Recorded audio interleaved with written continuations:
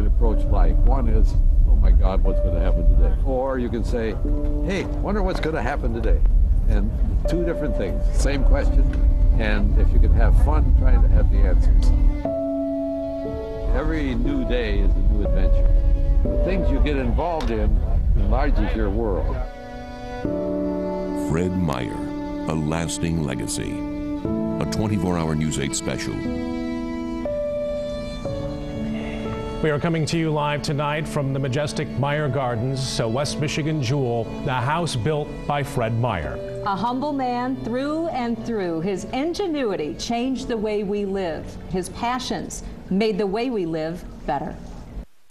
We don't live on by ourselves. We really live on as we affect others. Yeah.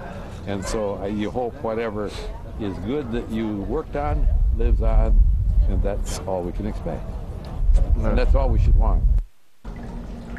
Hello, everyone. I'm Brian Sterling. And I'm Susan Shaw. Thank you for joining us for this very special presentation as we remember and honor Fred, as he liked to be called, on the day the community said its final farewell to a dear friend.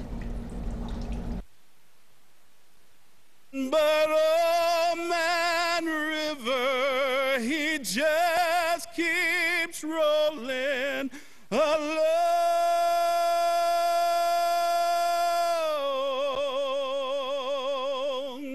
And the high value he placed on human relationships was very easy to see. In fact, it was a joy to see.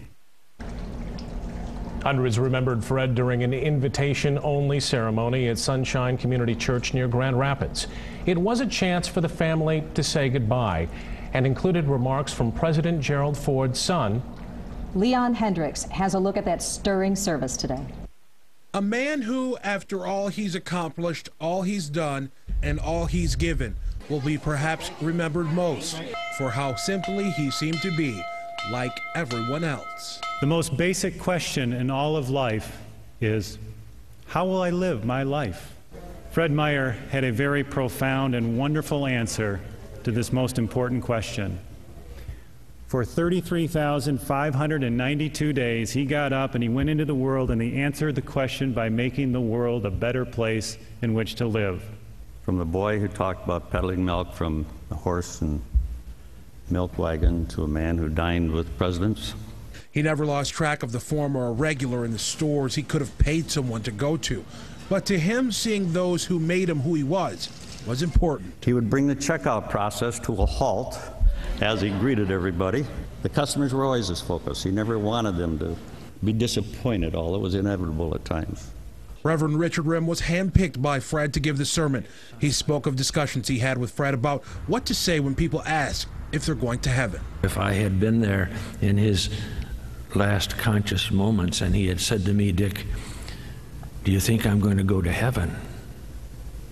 My answer to him would have been, Fred, if you aren't, I don't want to. It's clear that Fred enjoyed seeing the many people who enjoyed the things he helped to make reality. On the flip side of his funeral program, his own words proof. Life has been so much fun, he said. I wish I was 25 again and could live another 50 years. I think the best is yet to come. The service ended with one of Fred's famous free ice cream tickets and a plastic sack of windmill cookies. It was a sunny day on the day we said goodbye to Fred in the flesh. And there's little, if any, dispute that our days are much brighter in West Michigan and beyond because Fred Meyer was here. In Grand Rapids, Leon Hendricks, 24-hour News 8. We have heard time and time again that Fred Meyer had an incredible interest, even a curiosity about people. While he was a man who enriched the lives of many, it was the many of you out there who he told us years ago enriched his life. But as I look back over all those years, I don't know a person I didn't dislike. People are wonderful. Excuse me. They tell me I'll get these jags with a headbang, but people are really wonderful. And this was his gift to all of you wonderful people as we take in the splendor of the Meyer Gardens. We are reminded of all the ways Fred Meyer touched the lives of so many in this community. From the centers of health and learning that bear his name, buildings where hundreds have come to heal their bodies, and thousands of minds have been shaped, to the stores where thousands work and nearly all of us have shopped, innovative one-stop shop superstores that change the way Americans everywhere get their goods. Nearly all of us are in some way connected or impacted by the life and work of Fred Meyer. But those are the facts, figures, and numbers. Fred was more than just a spreadsheet. He was a man who touched us in the simplest of ways. He'll be known for the great things, the stores, the gardens, the big things. But he was loved for the little ones, the Sandies. The ponies found in every store, hundreds of them, and the cost for a ride has never gone up. 1 copper penny, doesn't matter if it's shiny or not. No, the sparkle can be found in the eyes, the smiles of those moms who made it through the store and with a pony's providence avoided a few fits. This penny horse has gotten me through a lot of grocery shopping trips with all 4 of my kids and other kids that I take care of. The promise of that penny right at the end keeps them going through the whole trip. And maybe that's part of why Fred, as he preferred to be called, seems so real. Just your average lovable billionaire who carried around a pocket full of cards for a trip to the Purple Cow, a free scoop of whatever you want. Over the years, Fred and Lena gave away more than 500,000 of them. According to his biographers, he once gave a Purple Cow card to a customer, said, "That's good for 50 years. 50 years, the customer replied. "I'll be with the Lord by then." "If that's the case," said Meyer, "take another for the Lord, too." And that's what they gave out at his memorial, a tribute to the man in one last treat. We've all known him in some little way. We shopped from him, maybe even worked for him, got a scoop of chocolate mint, went along for the ride. So the next time you're in the store that bears his name, leave a penny on the pony. It'll be the cheapest smile you ever bought. And that was Brett Thomas reporting. The corporation Fred helped build now stands as the 2nd largest employer in the Grand Rapids, Holland, Muskegon area. And how many of your friends and neighbors work there may actually surprise you. 24-Hour News 8's Tony Tagliavia talked to the folks who try to bring jobs to Grand Rapids, and they ran the numbers for us. More than 1 out of every 100 people in the region work directly for the company Fred Meyer helped build. The raw number, Meyer employs roughly 9,700 people in the area spanning from Grand Rapids to Holland and Muskegon. And The Right Place says that for every 100 jobs in the grocery industry, another 20 are created by the economic spin-off. That's significantly smaller than the spin-off for a manufacturer. But employees, of course, are spending the money they earn on cars, homes, apartments. And Meyer creates work for the people who supply the goods the combination grocery discount stores sell. How long has your family been doing business with Meyer? Well, you could go back about 4 generations. We started in the early 50s with Meyer's, so you could say it's been a good 60 years. Joe Dietrich, his brother, and their sons own an apple business in northern Kent County. River Ridge Produce near Sparta sells the apple for them to stores including Meyer. It's one of River Ridge's top 5 customers.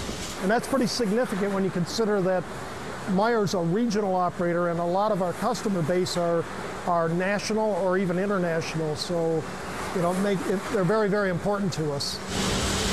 Meyer accounts for 10 to 15% of the sales at River Ridge. So you could say that at peak season, Meyer is putting 35 or more of the produce company's 350 employees to work. Meyer has roughly 2,000 workers at its corporate headquarters in Walker, plus 2 stores in the city. Meyer is a very critical piece of the economic picture here in Walker because they are the largest taxpayer. The Walker city manager says Meyer's properties in the city have a taxable value of around $50 million. That would mean the company pays around $2 million a year in taxes to the city, the county, and the schools. And the Meyer headquarters generates economic spinoff for Walker, just like the stores generate business for places like River Ridge.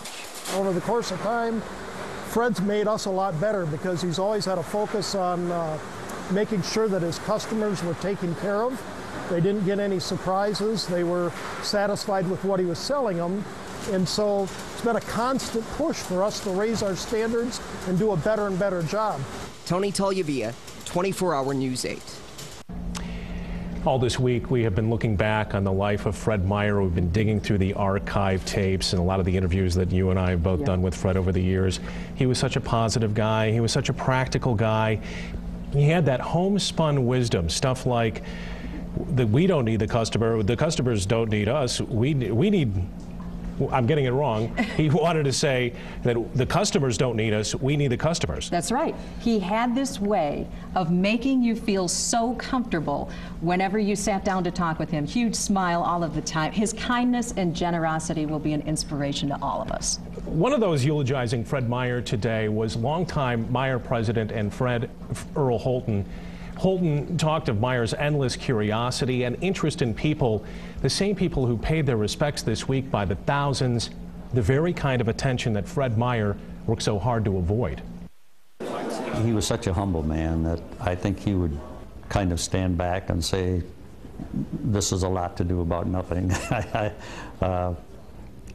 I think it would overwhelm him. Mm-hmm. There are the buildings he helped provide for, the trails, the gardens, and the grocery stores. But for longtime Meijer president and friend Earl Holton, Fred's legacy is perhaps best summed up in one word. People. Because Fred had an uncommon interest in all people. Holton started as a clerk in the 1950s and worked his way up through the company, retiring as president of Meijer in 1998. Fred was a mentor. He was a best friend. And he was always a cheerleader. And we had a close bond.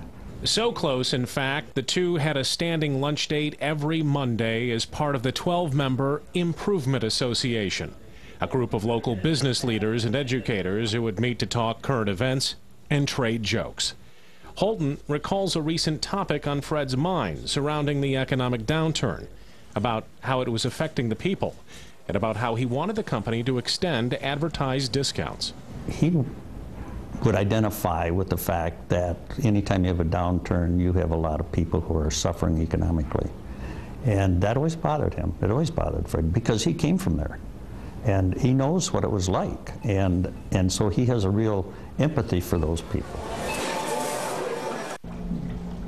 From grocery store owner to soap salesman to university president, they were among the men who made modern-day Grand Rapids what it is today. 24-Hour News 8's Joe LaFurgey has more with two longtime Meijer friends who were part of that transformation. Amway co-founder Rich DeVos and Grand Valley State University president emeritus Don Lovers. The landscape of Grand Rapids is a tapestry of places that work, places that educate, places that heal, and places that allow us to take a deep breath and enjoy what life has to offer. You know, this is what I like best about the garden. Coming and seeing all the kids. You're what we like best about the garden. Yeah. You made it possible for everybody. Fred Meyer was among the entrepreneurs turned philanthropists whose vision and money made many of these places possible. I had a lot of fun watching what we were doing and helping each other. I'd support what he wanted me to support, and he'd support what we wanted him to support. And so that's where we really came together. Amway co-founder Rich DeVos was among the many who called Fred Meyer friend. DeVos, his partner Jay Van Andel, and others started the trend of investing for the good of the community back in the late 60s and early 70s. Fred Meyer and his checkbook came along a little later. The more he did that, the more he lived, and the fuller, richer his life came. Aaron Lubbers, president emeritus of Grand Valley State University, was along for the ride. Fred Meyer was a very friendly man, and if you had contact with him over a period of time, you would become friends with Fred. Fred Meyer donated millions to Grand Valley over the years. The broadcast center and campus expansion downtown and on the lakeshore were just a few examples of Meyer's generosity, and there were always partners in those efforts. Most of these people who have given so generously to Grand Valley did so because they saw what Grand Valley could be. And that's been the theme of the philanthropic efforts on the part of Meyer, DeVos, and so many others, a vision of what could be. Marvel of marvels in this community to see how other people step up to the line. And while such large-scale generosity creates benefits for the community. Thank you, Fred and Lena. We love you. We're proud of you. And we salute you this day. Turns out it also creates some interesting friendships. I was always interested in to observe what good friends he and Rich DeVos became. Both were self-made men, but with very different public personas. DeVos, the well-known contributor to conservative political causes, who credits Christian values with much of his success, and Meyer, who seldom, if ever, talked publicly about politics or religion. I may have had hoped he had my religion, and I'm not sure he didn't in the end. But it doesn't matter. He and I liked each other, and we were serving a community. This was our town. Meyer. As for the future, the next generation is here. The sons, daughters, and in some cases grandchildren of the Meyers, DeVosses, Van Andels, and the others are making their mark. Many of them seem to have a loyalty to West Michigan too, so that the wealth that becomes their responsibility is not lost to the improvement of our region and area. And then there's that entrepreneurial spirit that suggests that ex-philanthropists may not have a familiar last name. Given the soil, the economic soil that we have, I think maybe there's a good chance that will happen. In Grand Rapids, Joe LaFurgey, 24-Hour News 8.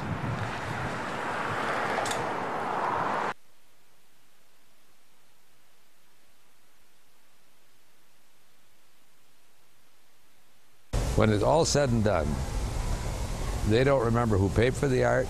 They don't remember the person that paid for the art. They remember the art and the artist. Remember the art, an important aspect of Fred Meyer's lasting legacy. Clearly, if you've been out to the gardens, you know how special this place is, the gardens that bear the names of Fred and Lena Meyer. Fred Meyer, more than just a patron. He was passionate for the arts. 24-Hour News 8 Steve Kelso, in fact, talked to an artist commissioned for a particularly moving work here at the gardens, and here is his experience. I didn't know him, but he evidently, in looking for people to put sculpture in his new grounds up there, had my name suggested to him. That sculpture would eventually become Children of the World. In 1995, Fred Meyer had turned to Kalamazoo sculptor Kirk Newman for one of the first installations at the new Frederick Meyer Gardens and Sculpture Park. He said, well, I want to do Children of the World, a project that is Children of the World. I thought, well, that sounds noteworthy and ought to be thought about, and maybe I can do something about that. A journeyman sculptor, Newman's work can be seen in Hong Kong and Toronto, but Kirk Newman says he had never met a patron quite like Fred Meyer. Fred was looking at the whole world. The two met for just 2 hours to discuss the project. He just knew how to energize people, get stuff done, and what people might be interested in. Meyer initially wanted one of the children to be in a wheelchair. And I said, I can't do that. Fred Meyer then suggested that one of the children have Down syndrome to better represent the children of the world, and that idea changed everything. What I did was decide that this boy is going to be catching a baseball, catching a ball thrown to him, so he has a glove on. And then I decided that'll be the theme for this thing, that they'll be in a circle and they're throwing the ball back and forth to each other. And this kid, the Down syndrome kid, has the glove on. And I think it really works. We never discussed any more about what it ought to be about. He said, Children of the World. It's a wide open possibility, you know. The faces for the statues are based on Meyer employees' children, and one of them touched Newman. After 16 years, he still has the wax mold of Robert. I don't know, I just really got this little kid. Stored amongst his keepsakes and the well-worn tools of his trade are also the memories of a man who inspired art, artists, and an 85-year-old sculptor named Kirk Newman. Quite a few million people are going to see the things he's brought together in Grand Rapids. That's important. Steve Kelso, 24-Hour News 8. I like about my wife. We come from totally different backgrounds, but you know, we worked together in the store for 4 or 5 years before we started going together. I didn't believe in going with anybody that worked in the store. You know, it just causes problems if you don't break up or this. And so I never did. But I thought, you know, she's a pretty good lady. And so the first time I asked her out, I said, I'm going to marry her. I didn't tell her that, so she could back out. It was a love affair for the ages. Fred and Lena Meyer, they were together for 65 years. Lena was just one of the people who shaped and supported Fred Meyer in his rise in the retail business. We are joined live right here at the Meyer Gardens with historian Larry Ten Harmsel, who also co-wrote Meyer's biography. Thank you for joining us. Well, it's a pleasure. What an incredible relationship that Fred and Lena shared for 65 years. I love to hear him talk about Lena. Can you talk a little bit about their relationship and the bond they had? I think it was an exceptionally close relationship. They worked together for about 4 years before they got married, because Lena was an employee at the store in Greenville, and she became their first bookkeeper as well. She knew how to keep things in shape that were a little bit disorderly before. And so they worked together professionally. They loved each other. They lived for 65 years together, and even though for many of those years Fred worked during the day and Lena stayed with the kids when they were young, at the end of each day Fred would go through a debriefing. He would go through all the important things that had happened to him that day. He had a notebook. He would go through it to make sure that Lena was aware of all the important things. She was in on all the big decisions. It was an exceptionally fruitful partnership between the two of them. The other big relationship, of course, in his life was the one that he had with his father. Talk about their bond together. Was it more father and son or a business partnership? I think it was father and son, professor and student, and business partners and friends. They were together every day for a quarter of a century and more. And Fred's father early on put Fred into the spotlight. I think his father may have been a little nervous about his command of English. He was an immigrant. You know, he had come to this country as an adult. And Fred had a good command of the language. Fred was calm, even-tempered, quick study. His father occasionally had a bit of a temper, so I think Fred also helped out his father, as his father taught Fred many, many things about the business. Fred could never go for an hour of talking without mentioning his father. No. Even in the last years of his life, his father was a very big presence to him, very important. Larry Ten Harmsel, thank you so much for joining us. Historian here at the Meyer Gardens, as well as co-author of Fred's biography. Thank you. Thank you, Larry. Well, from family to fun, let me ask you this. How many Freds are too many? Here's video that's been given to us, which has not been seen very much in the past decade and a half. It's of a comical exchange during his surprise 75th birthday gala. Take a look. The Fred I know, well, Fred usually sits down here, so there he is. Fred, the other Fred, one of you Freds. Hey, come up here, would you, Fred? Would you?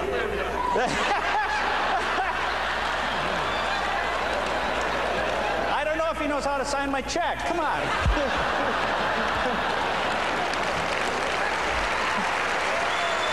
Who's that guy? Hi there, how are you? My, that's a nice suit you got on there. And it's a Reed St. James. My goodness. You have good taste. Well, I don't know what the problem is. I'm the real Fred Meyer. I know it. And I've got a wristwatch with my picture on it to prove it. Well, look, but I got one with Lena's picture on it. Oh, my gosh. I didn't know that. What I want to know, were you sleeping with Lena last night or not? Oh, wait a minute now. I don't want to discuss that right here. Thank you. You can't cop out that easy. We want to get to the facts. My gosh, well, never mind. Well, look, Fred, you know, it's kind of like the Fredsy twins. Earl, are you sure this guy isn't one of those spies from Walmart or something? Well, that look like me. Are you Sam reincarnated? No. Well, I knew something was wrong, but We'll figure out who the real Fred Meyer is. Maybe, would the two Fred-C twins maybe be willing to go sit in those chairs and let me do something here? Because I don't remember any of those second comments being in this script at all. Doesn't say anything about who was sleeping with Lena. Boy, he never does make the job easy.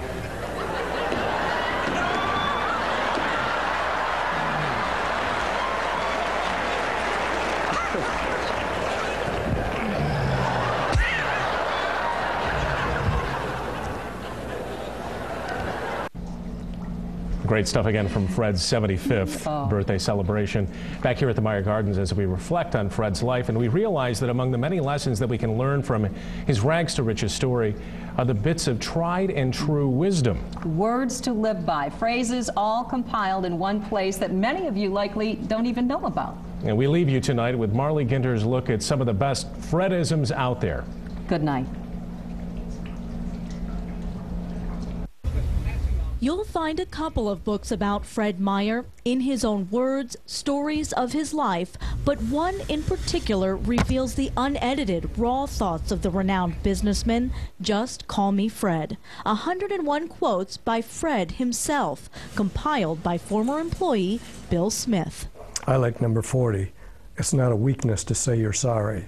Smith started at Meijer as a meat delivery boy when he was 19 years old. He'll never forget the first time they met. I was nervous, you know, here I am fresh out of the country in the big city, and my boss introduces me to Fred Meyer. Now I'm just a delivery boy. Smith said, "Hi, Mr. Meyer," and the response, "Just call me Fred." What a great introduction to meeting the owner of a company like that for the first time. Just call me Fred. That's the Fred Meyer I know. And that's what started decades of admiration and friendship. The things he said, he lived. I never saw Fred angry. I worked there for 42 years. I know there were times he was angry. I know there were many times he should have been angry, but I never saw him angry. So these are snippets of what Fred said to employees, sometimes jotted down on a napkin during a company meeting, sometimes just in everyday conversation. Boy, if you could take these 101 quotes that Fred himself, I heard him say, and you just apply some of those, you're going to be a better person. Number 21, if you make a mistake, make it in favor of the customer. Number 22, loud orders and shouting just won't do it. It may work in the short run, but not for the long run, and we hope to be in business many, many years. But not all the quotes are about work. Now I like number 52, keep your word at all costs. Or even words of wisdom. Number 7 shows Fred's sense of humor. I never had bad breath after my father died.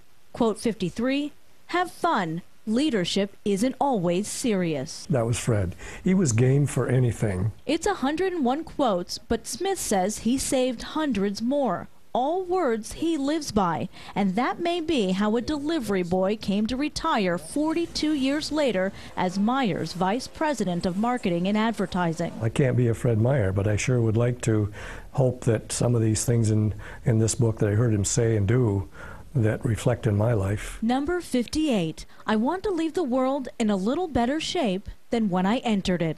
And many would say Fred Meyer did.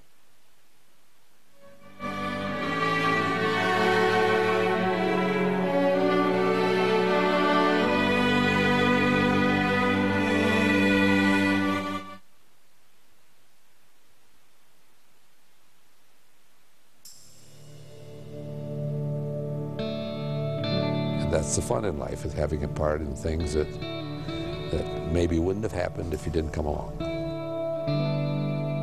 Now, I think it's recognized that we need to have joy in our work. We really have a fine community in which to grow and live and raise our children and spend our lives.